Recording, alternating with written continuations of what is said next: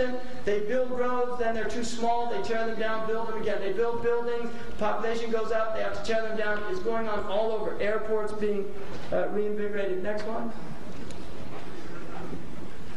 Now, this is, I think, a very interesting picture. It's a satellite photograph of Europe. You can see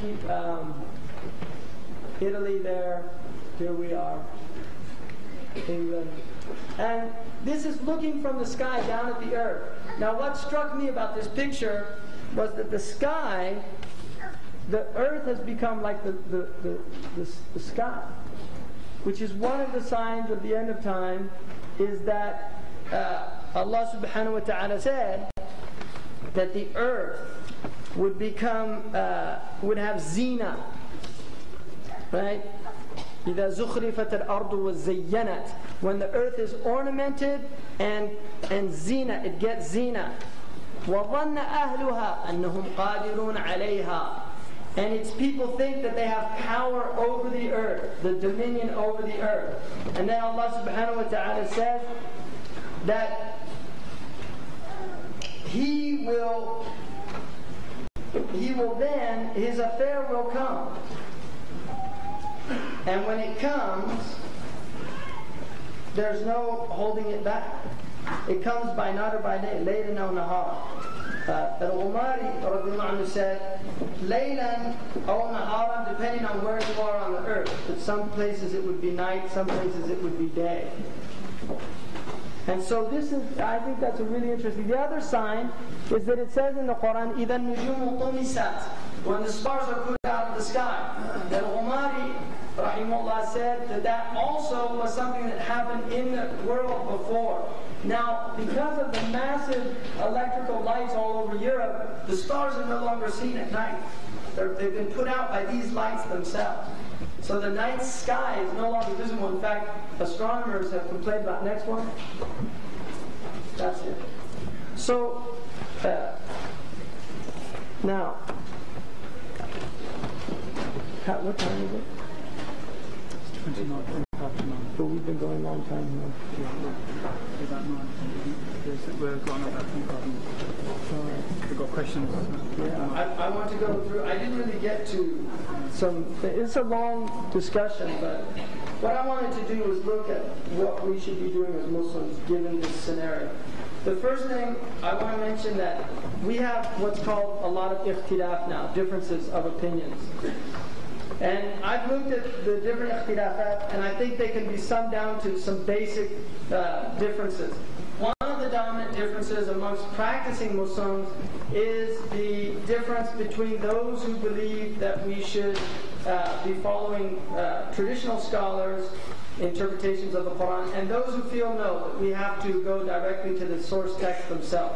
This is a source of ikhtilaf. And you have it, people who follow madhab, for instance, and people who are opposed to following madhab. And this has created an ikhtilaf. What I would say about that, one, I think part of the trouble is that because there's such a dearth of scholars now in the ummah generally, there's a lot of confusion. And I think what has to be recognized is that generally there are many sincere Muslims who are actively striving to understand Allah subhanahu wa ta'ala's intentions in His revelation. And some of those people are following madhab, and some of them are not following madhab. What I would say is I think that the movement against madhab has had some negative and positive effects, just like the people who follow madhab have had negative and positive aspects. From the positive effects is that they have forced the people who are following madhab to examine their own understanding closer, to look at dalils, to think about the Quran and the Hadith. And while there's a danger inherent in that a person who is not of that level of scholarship where they can do that with any wisdom, that's the danger that lies. But nonetheless, it's even forced scholars to have to begin to write their books using proofs and things. So there are some positive things about that, and there's been a reinvigoration in other aspects that have resulted in that. On the other hand,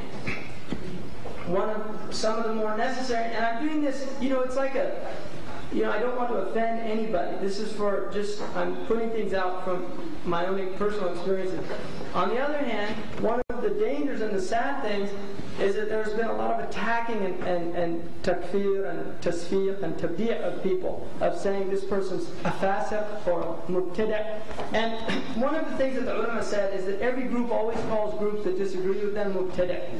It's well known in hadith methodology. So whenever a person was accused of being a mubtada', the muhaddithun would actually have to look and make sure that it just wasn't people that didn't like them that were saying that.